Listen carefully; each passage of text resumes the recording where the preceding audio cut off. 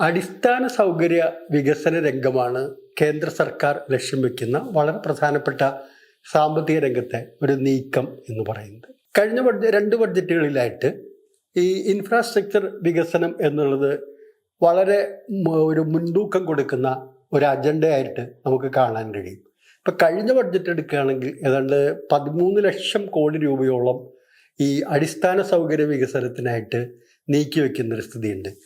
ആ അടിസ്ഥാന സൗകര്യ വികസനത്തിന് വളരെ പ്രധാനപ്പെട്ട ഒരു ഇൻഗ്രീഡിയൻ്റ്, ഒരു ഭാഗം എന്ന് പറയുന്നത് തീർച്ചയായിട്ടും സിമൻറ്റ് തന്നെയാണ്. അതുകൊണ്ട് ഇത് മനസ്സിലാക്കിക്കൊണ്ട് അദാനി ഗ്രൂപ്പ് മെല്ലെ സിമൻറ്റ് വ്യവസായത്തിൽ പിടിമുറുക്കുകയാണ്.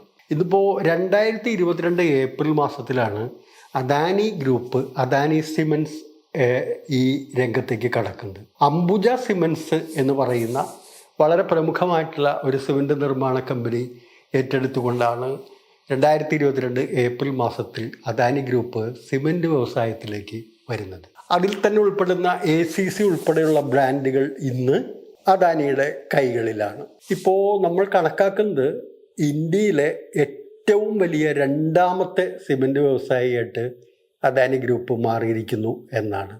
ഒന്നാം സ്ഥാനത്ത് നിൽക്കുന്നത് ആദിത്യ ബിർള ഗ്രൂപ്പിൻ്റെ ഉടമസ്ഥയിലുള്ള അൾട്രാടെക് എന്ന് പറയുന്ന കമ്പനിയാണ്. അവരുടെ തൊട്ട് താഴെയായിട്ട് രണ്ടാം സ്ഥാനത്ത് ഏതാനും വർഷങ്ങൾക്കിടയിൽ തന്നെ അദാനി സിമൻറ്റ്സ് എത്തിയിരിക്കുകയാണ്. ഇപ്പോൾ നിലവിൽ ഏതാണ്ട് 15% മുകളിൽ മാർക്കറ്റ് വിഹിതം അവർക്കുണ്ട്.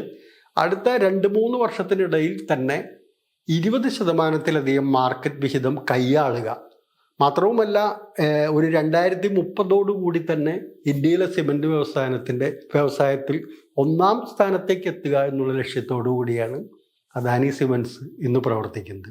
ഇതിൽ വളരെ കൗതുകരമായ ഒട്ടേറെ കാര്യങ്ങളുണ്ട്. ഈ സിമൻറ്റ് വ്യവസായ രംഗത്തൊന്നും അദാനി ഗ്രൂപ്പിന് വലിയ പാരമ്പര്യമോ ഒന്നുമില്ല. ഇന്നിപ്പോൾ പാരമ്പര്യം വേണോ എന്നൊക്കെ ചോദിച്ചിട്ടുണ്ടെങ്കിൽ ഒരു വ്യവസായിക്ക് അതിൻ്റെ ഒന്നും ആവശ്യമില്ല എന്ന് വേണമെങ്കിൽ നമുക്ക് പറയാം. ഏതായാലും 2 വർഷത്തിനിടയിൽ തന്നെ ഇന്ത്യയിലെ ഏറ്റവും വലിയ രണ്ടാമത്തെ ഒരു സിമൻറ്റ് കമ്പനിയായിട്ട് അദാനി സിമൻറ്റ്സ് മാറുകയാണ്. ഇപ്പോൾ ബീഹാറിൽ അവർ പുതിയൊരു സിമൻറ്റ് ഫാക്ടറി ആരംഭിക്കുകയാണ്. 1600 കോടി രൂപ മുടക്കി ഒരു സിമൻറ്റ് ഫാക്ടറി ആരംഭിക്കാൻ പോവുകയാണ്. അങ്ങനെ വലിയ നീക്കങ്ങളാണ് ഈ അദാനി ഗ്രൂപ്പ് സിമൻറ്റ് വ്യവസായ രംഗത്ത് നടത്തുന്നത്. ഇത് മാത്രമല്ല, ഈ ഗുജറാത്ത് അംബുജ സിമൻറ്റ്സിന് പുറമെ ഹൈദരാബാദ് ആസ്ഥാനമായിട്ടുള്ള പെന്ന സിമൻറ്റ്, ഗുജറാത്തിലെ സൗരാഷ്ട്ര സിമൻറ്റ് കമ്പനി, ഏറ്റവും ഒടുവിൽ JP സിമൻറ്റ്സ്, സാങ്കി ഇൻഡസ്ട്രീസ് തുടങ്ങിയ ഒട്ടേറെ സിമൻറ്റ് കമ്പനികൾ ഇന്നിപ്പോൾ അദാനി ഗ്രൂപ്പിൻ്റെ ഉടമസ്ഥതയിലേക്ക് എത്തിക്കഴിഞ്ഞിരിക്കുന്നു. പലതും ഉടൻ തന്നെ എത്തുന്ന സ്ഥിതിയിലുണ്ട്.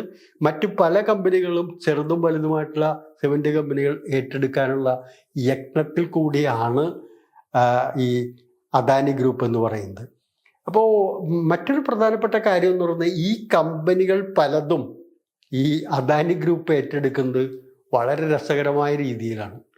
പല കമ്പനികളും പ്രതിസന്ധിയിലേക്ക് നീങ്ങിയ ഘട്ടത്തിൽ, നീങ്ങി എന്ന് പറയുമ്പോൾ പ്രതിസന്ധിയിലാക്കുന്ന സ്ഥിതിവിശേഷം വരെ ഉണ്ടായിട്ടുണ്ട്. അങ്ങനെ അവരുടെ ഒരു ഇടപെടൽ നടത്തുക, അവരുടെ ബിസിനസ്സിൽ ഇടപെടൽ ഉണ്ടാവുക, അവരെ കൊണ്ട് IT ആദായ നികുതി വകുപ്പിനെ കൊണ്ട് അന്വേഷണം അടക്കമുള്ള കാര്യങ്ങളിലേക്ക് പോവുക, സെബിയുടെ അടക്കം അന്വേഷണം വരിക, അങ്ങനെ പല രീതിയിലുള്ള അന്വേഷണങ്ങളുടെ സമ്മർദ്ദത്തിൽ നിർത്തിക്കൊണ്ട് ഇവരിൽ നിന്നെല്ലാം ഇത് വളരെ ചുളുവിലക്കി അദാനി വാങ്ങിയെടുക്കുന്ന സ്ഥിതിവിശേഷം ഉണ്ട്. ഏതായാലും ഗവൺമെൻറ് ഇൻഫ്രാസ്ട്രക്ചർ രംഗത്ത് വലിയ ഒരു മുൻതൂക്കം കൊടുക്കുന്നു. അതിനൊപ്പം തന്നെ ഇൻഫ്രാസ്ട്രക്ചർ രംഗത്ത് ഏറ്റവും പ്രധാനപ്പെട്ടൊരു കാര്യമായിട്ടുള്ള സിമൻറ്റ് വ്യവസായ രംഗത്ത് അദാനി ആധിപത്യം ഉറപ്പിക്കുന്നു. ഇതൊക്കെ തമ്മിൽ ചില കാര്യങ്ങളൊക്കെ ഉണ്ടോ ഇല്ലയോ എന്ന് ചോദിച്ചാൽ നമുക്ക് വരികൾക്കിടയിലൂടെ പലതും വായിക്കാൻ കഴിയും. പക്ഷേ ഇതെല്ലാം അദാനി ചെയ്യുന്നതിൽ എന്താണ് കുഴപ്പം, അല്ലെങ്കിൽ അദാനിക്ക് അങ്ങനെ എന്നൊക്കെ ഇത് കഴിയുമ്പോൾ ഇതിൻ്റെ അടിയിൽ, നമ്മുടെ ഈ പരിപാടിയുടെ ഇടയിൽ കമൻറ്റുകൾ വരാനുള്ള സാധ്യതയുണ്ട്. പക്ഷേ ഇതൊക്കെ അദാനി എങ്ങനെ ഏറ്റെടുത്ത് കേവലം 2 വർഷം കൊണ്ട് ഇന്ത്യയിലെ സിമൻറ്റ് വ്യവസായത്തിലേക്ക് വലിയൊരു ആധിപത്യത്തിലേക്ക് പോകുന്നു. അടുത്ത ഏതാനും വർഷങ്ങൾക്കിടയിൽ ഇന്ത്യയിലെ സിമൻറ്റ് വ്യവസായം എന്ന് പറയുന്നത് പൂർണ്ണമായിട്ടും അദാനി ഗ്രൂപ്പിൻ്റെ കാൽക്കീഴിലേക്ക് പോകും എന്നതാണ് ഇന്നത്തെ ഈ സിമൻറ്റ് ഇൻഡസ്ട്രിയിൽ നമുക്ക് ലഭിക്കുന്ന വാർത്തകളുടെ അടിസ്ഥാനത്തിൽ നമുക്ക് മനസ്സിലാക്കാൻ കഴിയുന്ന കാര്യമെന്ന് പറയുന്നത്. എല്ലാവർക്കും നന്ദി, നമസ്കാരം.